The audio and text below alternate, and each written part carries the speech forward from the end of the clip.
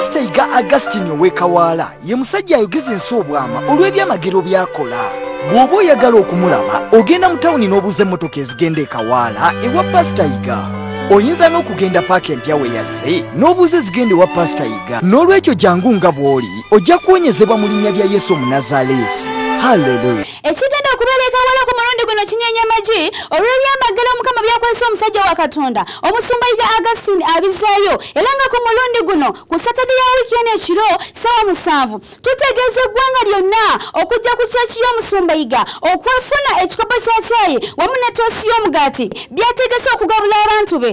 Wabula tukutegeeza nti jangu n'ekikopo kye ky'ogenda okunyweramu caayi ono kubanga abantu bangi bafunye ebyamagero okuyita mu bintu bino Omusumba Iga byagaba era nga ku luno Mukama yamubikulidde okugabula abantu omugaati ne caayi okumala ebbanga lya myezi 11 buli lwa 6 ekiro.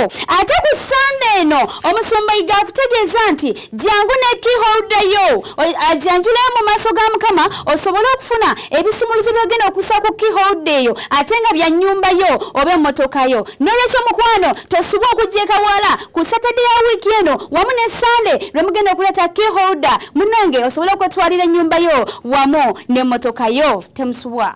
Pastor Iga Augustine Owekawala ye musajja ayogeza ensi obwama olw'ebyamagero byakola.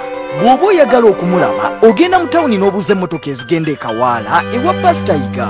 Oyinza n'okugenda paaka empya we yazze n'obuuza ezigenda ewa Pastor Iga. N'olwekyo jangu nga bw'oli ojja kuwonyezebwa mu linnya lya Yesu Omunazaleesi. Hallelujah.